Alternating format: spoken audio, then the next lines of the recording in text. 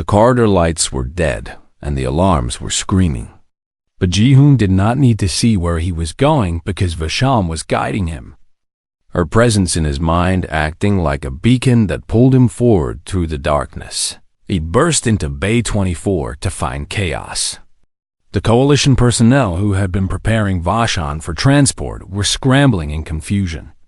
Their equipment dead, their communications jammed, and the restraining clamps they had attached to her hull were sparking uselessly against organic tissue that had grown too strong to hold. Ji-hoon ran toward her, and the guards who tried to stop him found themselves facing a ship that had finally decided to fight back. Vashon's bioluminescence flared bright enough to blind them temporarily, and the harmonics in the bay rose to a frequency that made their teeth ache and their balance falter.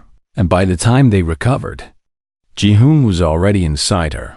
The interior of a Draconid-class bioship was not like any mechanical vessel, with walls that pulsed gently with life and corridors that shifted subtly to guide him toward the pilot's chamber at her heart. And when he reached it, he found a space that felt like coming home.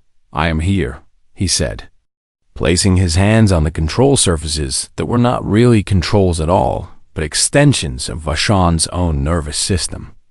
"I am here and we are leaving." Through their bond, he felt her agreement and her joy, and her fierce determination to never be caged again. The bay doors were sealed, but they were designed to hold back the vacuum of space, not to contain a living ship that wanted desperately to be free. Vashon gathered herself and pushed. The doors groaned and bent and finally shattered outward. And then they were in space, the cold stars spreading out before them. And Ji-hoon felt Vashon's exhilaration as she flew for the first time in decades. But their escape had not gone unnoticed. The 3 coalition ships were already moving to intercept, their weapons powering up, their communications demanding immediate surrender. And through the bond, Ji-hoon felt Vashon's fear spike again. "I will not let them take you," he promised her. "But I need to understand what you can do." She showed him. The memories flowed through their connection. Not the painful ones from before, but something else entirely. Knowledge that the Vethkai had built into her very being. Capabilities that no one in the Coalition had ever seen, because no one had ever bothered to truly bond with a Draconid-class ship. Vashon was not a warship. The Vethkai had not created her kind to destroy. They had created them to protect, and the difference was everything.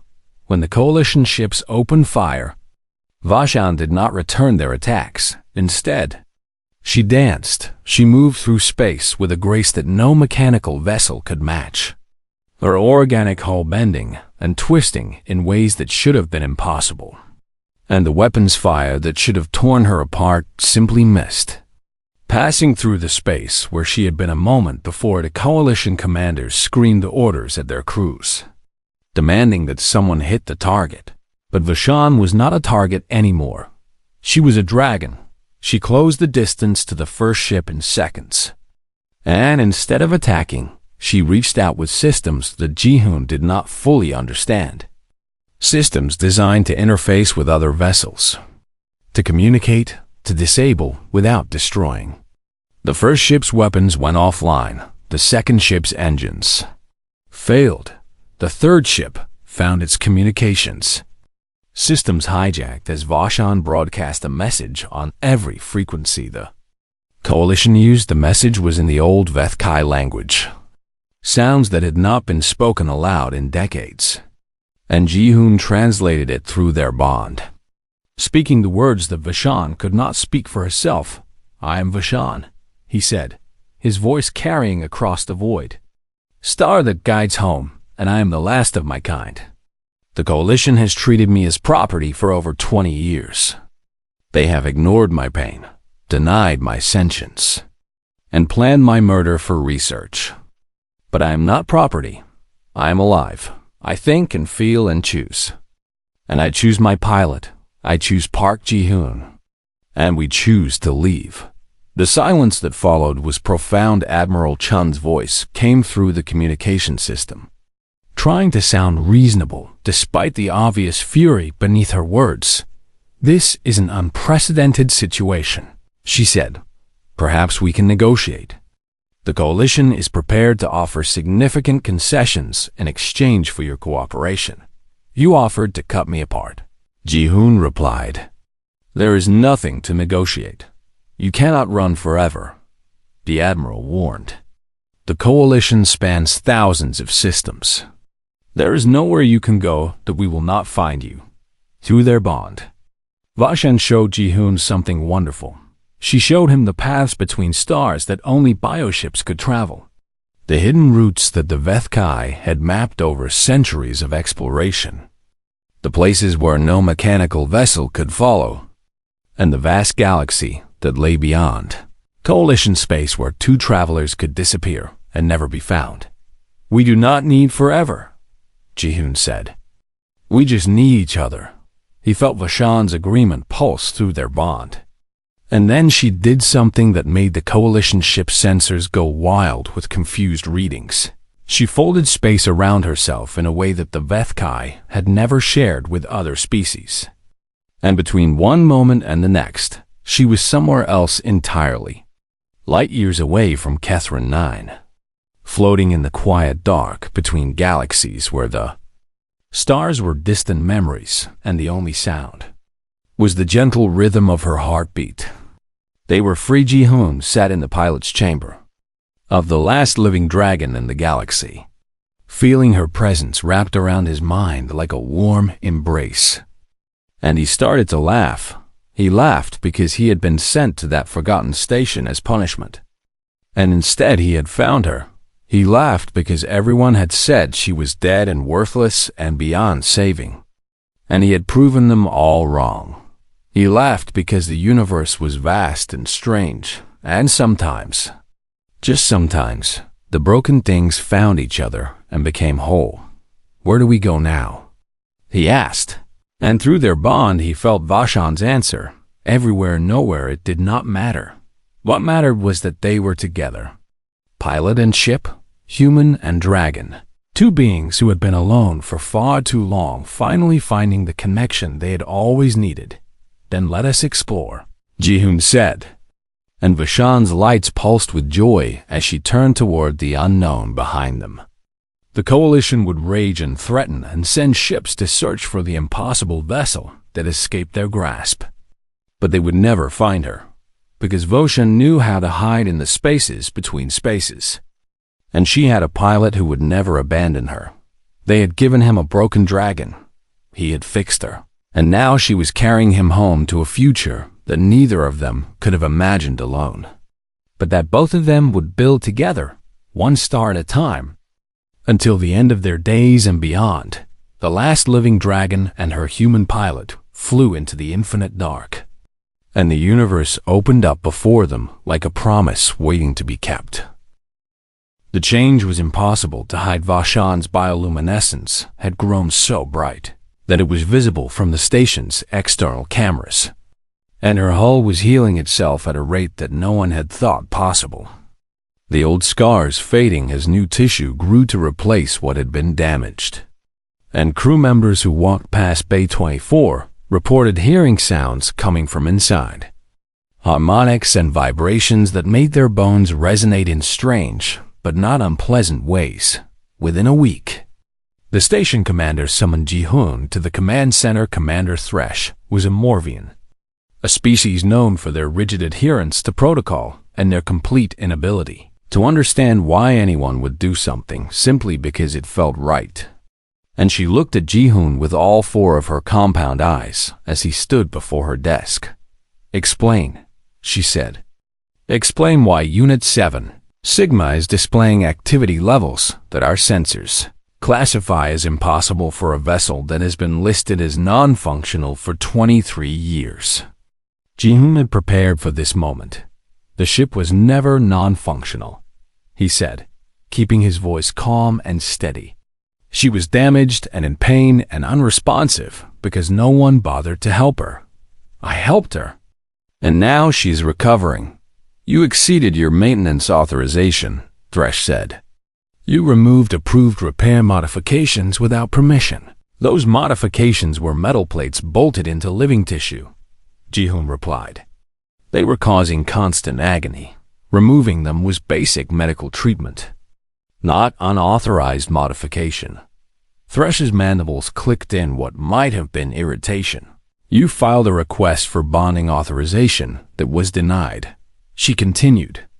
Our sensors indicate that the ship's neural activity is now synchronized with a secondary pattern that matches human brainwave frequencies. Did you proceed with the bonding despite being ordered not to? There was no point in lying yes, Ji-hoon said. I did. The silence that followed was heavy with implications. You understand that this is a serious breach of Coalition regulations, Thresh said finally. Unit 7 Sigma is Coalition property, an unauthorized modification of Coalition property, especially modification that involves neural bonding with an unclassified alien organism, is grounds for immediate dismissal and possible criminal charges. Her name is Vishan, Ji-hoon said, and she is not property. She is a sentient being who has been treated as salvage for over 2 decades, before Thresh could respond. An alert chime sounded throughout the command center, and one of the technicians called out with obvious alarm in his voice, Commander, we have incoming vessels. 3 ships just exited hyperspace at the edge of the system. They are transmitting Coalition High Command identification codes. Ji-hoon felt Vishan's reaction through their bond, a spike of fear and recognition that made his stomach clench. High Command did not send ships to forgotten outposts like Kethrin 9, unless something important had happened. They are hailing us, the technician reported. They are requesting immediate docking authorization and are asking about Unit 7 Sigma. Word had reached someone with authority. Someone had realized that the dead Draconic class was no longer dead. The next 3 days were a nightmare of bureaucracy and interrogation, with officials from High Command swarming over the station and treating Ji-hoon like a criminal while simultaneously expressing barely concealed excitement about what he had accomplished. Admiral Chun was the leader of the delegation, a sharp-eyed human woman whose smile never reached her eyes, and she sat across from Ji-hoon in an interrogation room while 2 armed guards stood at the door. You have done something remarkable, she said, her voice pleasant and terrifying in equal measure. Do you understand how valuable a functional Draconid class bioship is to the Coalition? She is not a weapon for you to use, Ji-hoon said. She is a living vessel with capabilities that no mechanical ship can match. Admiral Chun continued as if he had not spoken. Self-repairing hull, adaptive weapon systems, faster than light travel without a jump drive, and neural bonding that allows pilot and ship to react as one. The research potential alone is worth more than this entire sector. Research, Ji-hoon repeated. And through his bond with Vishan, he felt her terror spike. You mean dissection? Admiral Chun's smile widened. We prefer the term comprehensive analysis. The ship's organic systems hold secrets that could revolutionize our fleet construction. And while we obviously cannot study them while the vessel remains operational, that is a sacrifice the Coalition is prepared to make. They were going to kill her. They were going to cut her apart piece by piece in the name of progress and profit. No, Ji-hoon said. I do not believe you understand your position. Admiral Chun said, you are facing criminal charges for unauthorized modification of Coalition property. Cooperation might make those charges go away. Resistance will only make things worse for you. I said no, Ji-hoon repeated. She is a sentient being who has already lost everyone she ever loved, and I will not let you murder her for spare parts. The Admiral's smile finally faded. Then you will be detained until this matter is resolved, she said. The ship will be secured and prepared for transport to a proper research facility, and you will have time in your cell to consider whether your attachment to organic machinery is worth throwing away your future. They put him in a holding cell on the station's detention level. and the guards took his communicator and anything else he might have used to cause trouble. But they could not take his bond with Vashan through their connection. He felt her fear as coalition personnel entered Bay 24. He felt her confusion when they began attaching restraining clamps to her hull. He felt her desperation when she realized that her pilot was not coming to protect her, and he felt something else. Something he had not expected. Anger. Vashan was not just afraid, she was furious. She had spent decades being treated as garbage, being ignored and abandoned and left to suffer alone. And now that she had finally found someone who cared about her, these strangers were trying to take everything away again through their bond. Ji-hoon tried to calm her. Do not do anything yet, he thought, hoping she could understand. We need to be smart about this. He felt her acknowledgement. Reluctant, but trusting. She would wait, but she would not wait forever. The cell door opened, and Ji-hoon looked up expecting to see another coalition official come to threaten him. But instead, he found Sirik standing there, the Torvan's tail twitching nervously as he looked over his shoulder. I have been thinking about what you said, Sirik whispered, about how wanting to help someone is not a weakness. What are you doing here? Ji-hoon asked. Something foolish, Sirik replied. Something human. He held up a security card. The detention system will malfunction in exactly 4 minutes, he said. Bay 24 will lose power at the same time, and the guards there will be called away to deal with what appears to be a reactor leak on the other side of the station. Ji-hoon stared at him. Why are you helping me? Sirik's mandibles clicked in what Ji-hoon had learned was the Torvan equivalent of a rueful smile. Because I watched you spend months caring for something that everyone else had given up on, he said.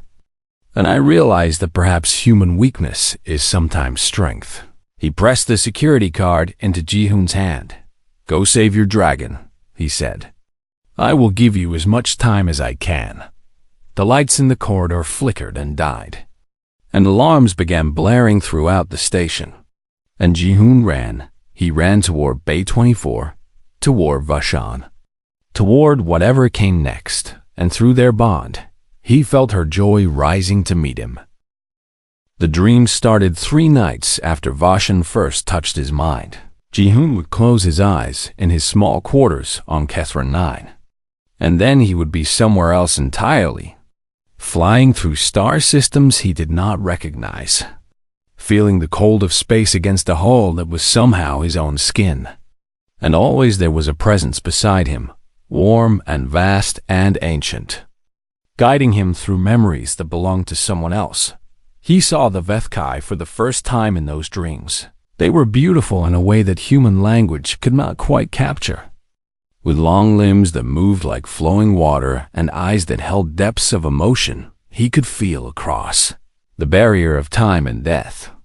And they loved their ships the way parents love children, with a fierce protective devotion that transcended mere ownership. He saw Vashan being born, if that was the right word for it.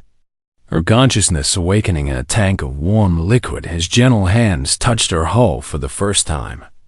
And he felt the joy she had felt in that moment, the overwhelming sense of belonging and purpose. He saw her first pilot, a Vethkai named Korath, who had bonded with her when she was barely a year old. And through Vashan's memories, Ji-hoon experienced the depth of their connection. 2 minds becoming one, sharing every thought and feeling and fear and hope. And he saw the war, the harrow. Wars had been worse than any history file could convey. And Ji-hoon lived through battle after battle in Vashan's memories, feeling her terror and her determination and her desperate need to protect the people who depended on her. And he felt Korath's steady presence in her mind, always calm, always reassuring. Even when everything was falling apart around them, he saw the final battle. He saw the enemy fleet surrounding the last Vethkai stronghold. He saw Vashan fighting with everything she had, her weapons tearing through enemy ships, while Korath guided her with skill and courage that defied description. and he saw Karth die, the memory hit Ji-hoon like a physical blow. The sudden silence in Voshan's mind where her pilot's presence had been, the agony of the bond severing, the moment when she realized that she was alone for the first time. Since her consciousness had awakened, she had felt him die. She had felt every Vethkai on that station die as the enemy weapons found their targets. And she had been helpless to save any of them. And then she had drifted in the cold dark of space for years until a coalition salvage team found her and brought her to Kethrin 9 and left her there to rot. Ji-hoon woke from that dream with tears streaming down his face and a grief in his chest that was not entirely his own. He went to Bay 24 immediately, not caring that it was the middle of the station's night cycle, and he found Voshan's lights pulsing in an agitated pattern that suggested she knew what he had seen. "I understand now," he said, pressing both hands against her hull. "You were not broken all this time. You were grieving. You lost everyone you loved, and no one ever gave you a chance to heal." The harmonics in the bay shifted to something low and mournful, and Ji-hoon felt that pressure behind his eyes again, softer this time, more controlled. And when the images came, they were not memories, but something else entirely. She was showing him what she wanted. The Vethkai had created Voshan to bond with a pilot, to share minds and hearts in a partnership that was supposed to last a lifetime.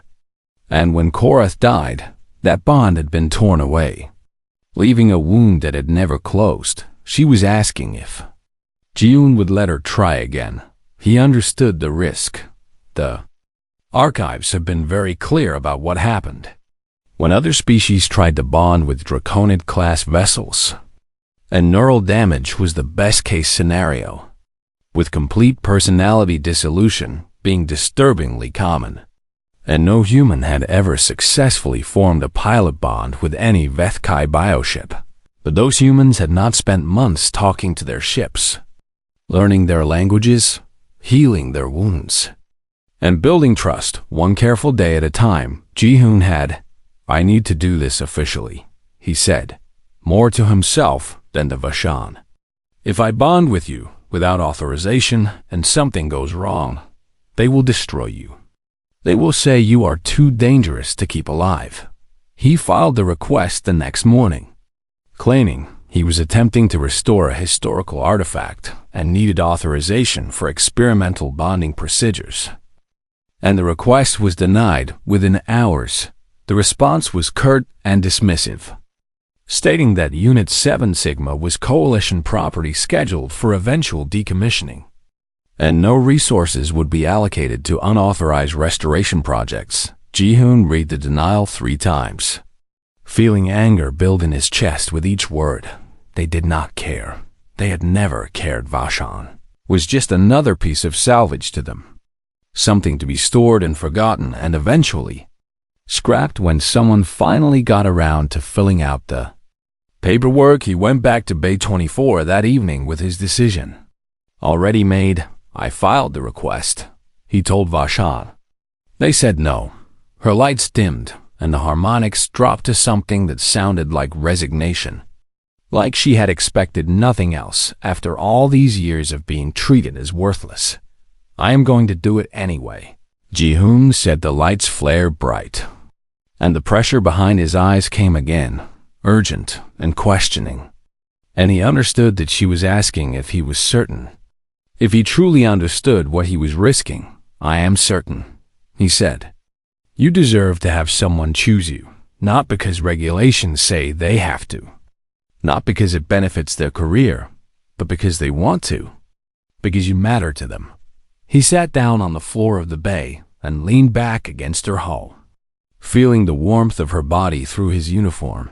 "Tell me what to do," he said. "Show me how the Vethkai did it." The images came slowly at first, instructions wrapped in emotion and memory, showing him how to open his mind and lower his defenses and let her presence flow into the spaces where his thoughts lived. It hurt. It hurt more than anything Ji-hoon had ever experienced, like fire and ice and electricity all at once. his neurons screaming as they tried to accommodate a consciousness that had never been designed to fit inside a human brain. But he held on. He held on because Voshan was there with him, guiding him, supporting him, wrapping her presence around his pain like a bandage, and showing him how to breathe through the worst of it. And then, between one heartbeat and the next, everything changed. The pain faded, the chaos settled, and Ji-hoon was no longer alone in his own head. He could feel her now, not as images or emotions pressed against his mind from outside, but as a presence that lived alongside his own thoughts. Familiar and strange and wonderful, all at once. He opened his eyes and looked up at the ship that surrounded him.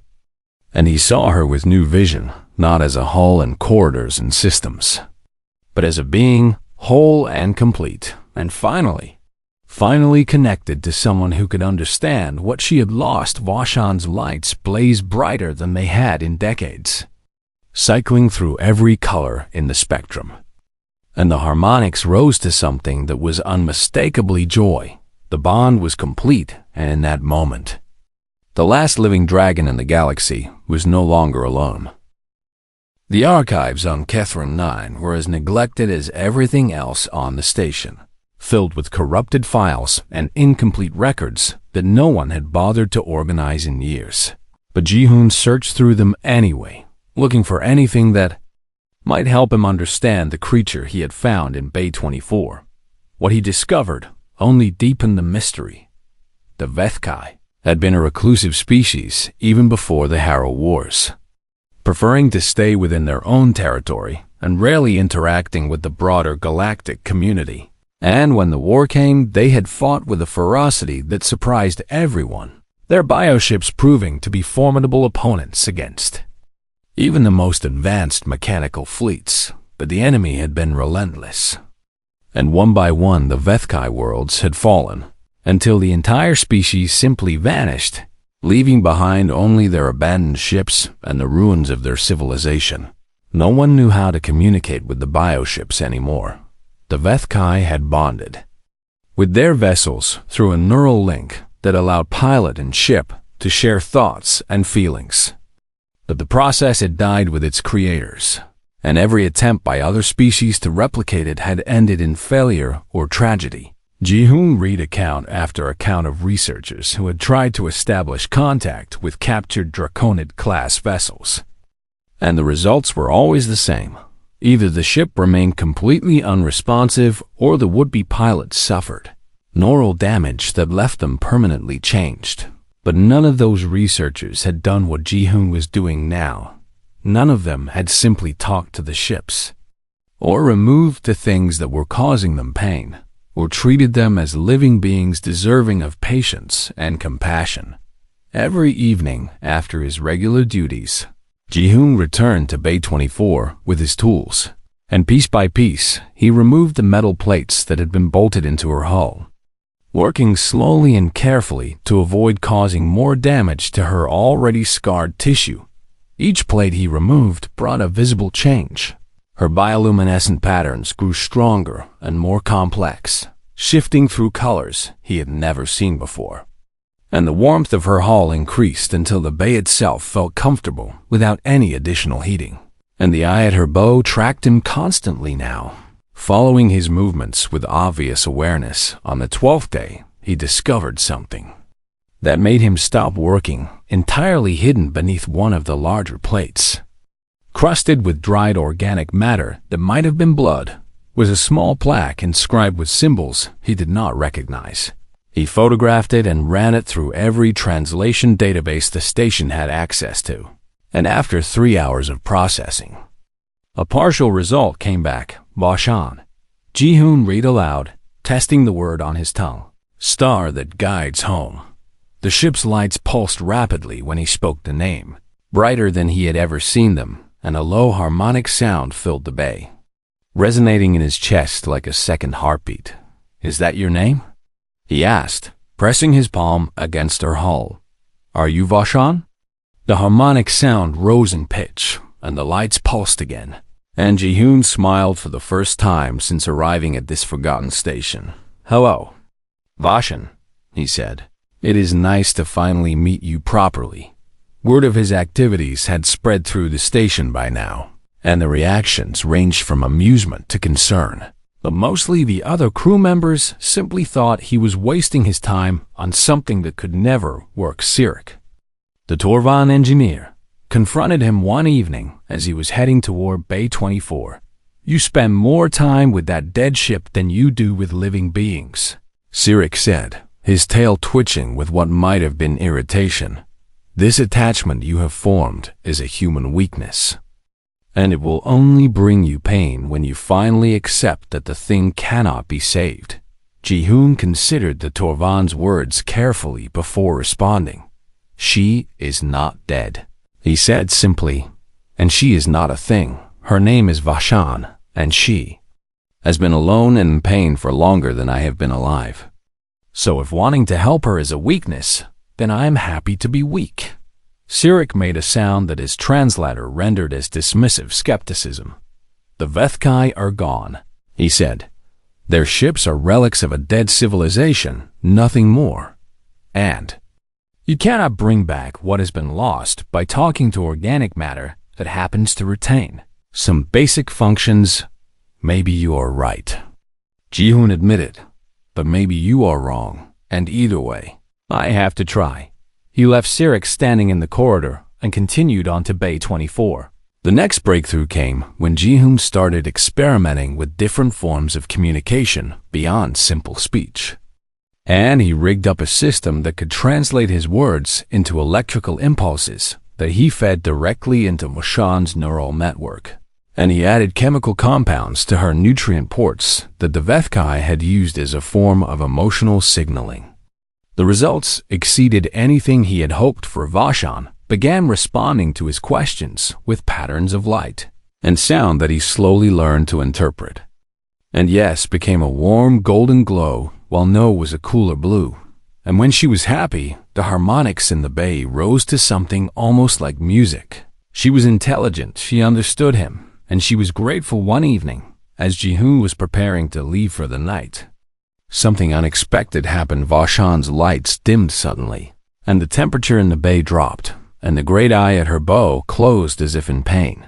And before Ji-hoon could ask what was wrong, he felt something touch his mind. It was not words exactly, more like a pressure behind his eyes and a flood of emotion that was not his own. Grief and loneliness and fear and something that might have been hope, all tangled together in a moment that lasted forever and no time at all. Then it was gone, and Ji-hoon found himself on his knees, breathing hard, with tears streaming down his face that he did not remember, crying. "I felt you," he whispered, looking up at the ship that loomed above him. "I felt everything." The eye opened again, and this time there was something different in its depths, something that looked almost like recognition. Vashan had been trying to bond with him. She had been reaching out, trying to connect in the only way she knew how, and for just a moment, their minds had touched, and Ji-hoon had felt a fraction of what she had been carrying alone for all these years. He reached up and placed his hand against her hull, and he made her a promise. "I am not going anywhere," he said. "Whatever it takes, however long it takes, I am going to find a way to help you." The lights along her hull shifted to that warm golden glow he had learned to recognize, and the harmonics rose to something gentle and welcoming. And when Ji-hoon finally left the bay that night, he heard something he had never heard before. It was quiet, almost too soft to notice, but unmistakable once he recognized it. Vashan was humming. She was humming because she was no longer alone. Park Ji-hoon had made one mistake in his entire career, and the Galactic Coalition made sure he would never forget it. He had questioned a superior officer during a mission briefing, pointing out a flaw in the extraction plan that would have killed 17 people, and he had been right. But being right did not matter when you embarrassed an admiral in front of his staff. Now Ji-hoon stood in the cargo bay of a transport shuttle, watching through the viewport as his new home came into view. Outpost Catherine 9 was a collection of rusted platforms floating in the empty space between two dead worlds. And it was where the Coalition sent equipment they no longer wanted and personnel they wanted to forget. The shuttle pilot, a four-armed Brevian with scales the color of old copper, glanced back at him with something like pity in her 3 eyes. "First time on a scrap station?" she asked. Ji-hoon nodded. "Word of advice, human," she said, as she guided the shuttle toward the docking clamps. "Do not get attached to anything you find there, because everything on Catherine 9 is already dead. It just has not stopped moving yet." The station's interior matched its exterior perfectly, with flickering lights casting shadows across corridors that smelled of rust and old oil. And Ji-hoon made his way to the command center, where a bored-looking official handed him a data tablet without even meeting his eyes.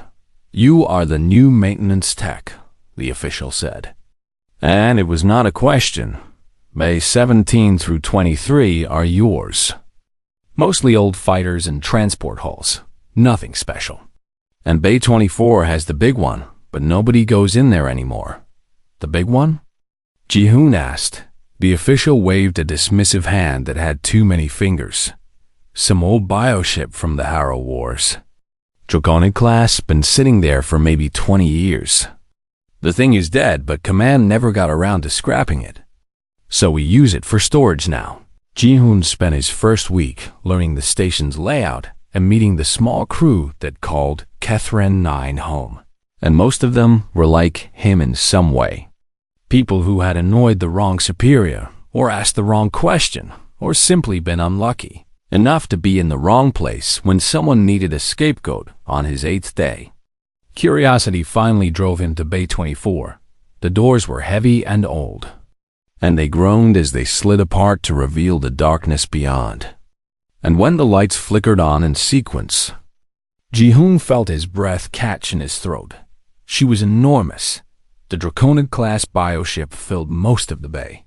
Her organic hull curved and scaled like something from ancient Earth mythology.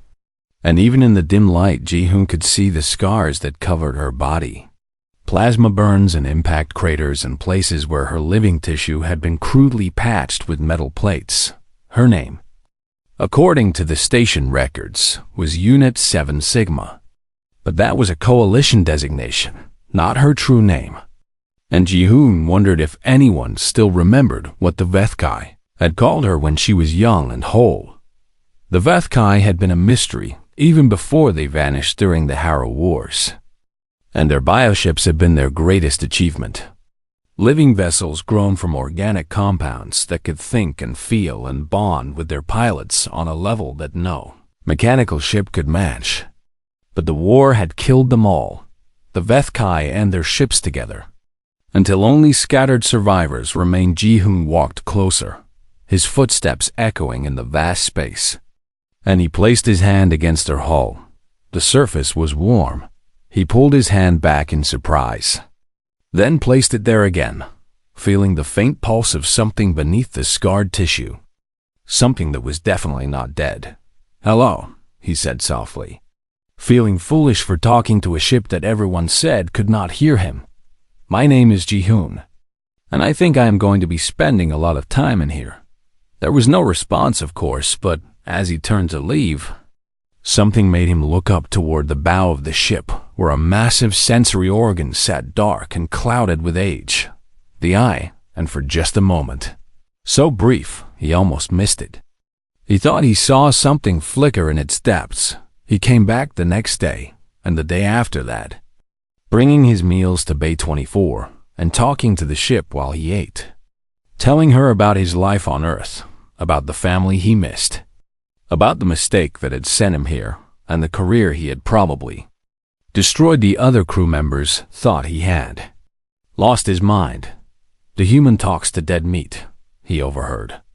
A Torvan engineer named Sirik telling another crew member. Perhaps the isolation has already broken him.